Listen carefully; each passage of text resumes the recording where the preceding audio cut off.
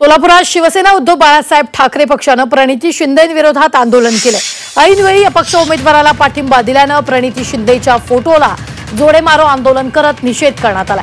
प्रणिती शिंदे यांनी शिवसेना उद्धव बाळासाहेब ठाकरे पक्षाचा विश्वासघात केल्याचा आरोप शिवसेना उपनेते शरद कोळींनी केला।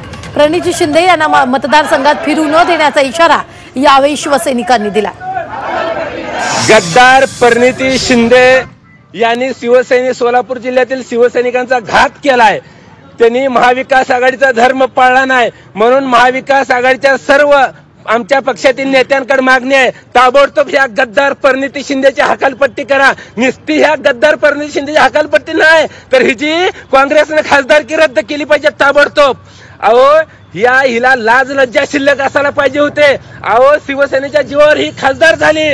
अहो आमचे उद्धव साहेब आजारी असताना यांनी उद्धव साहेबाचं बूट पुसायचं काम केलं, बूट चाटण्याचं काम केलं सभा मागण्यासाठी आणि निवडून येण्यासाठी।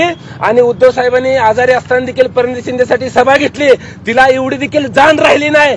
हिला अक्कलच नाही, मुळात ही बेअक्कली माणसं आहे, ती गद्दार आहे ती। कारण या प्रणिती शिंदेनं भाजपकडून सुपारी घेतलेली आहे, भाजपची हात मिळवणी केलेली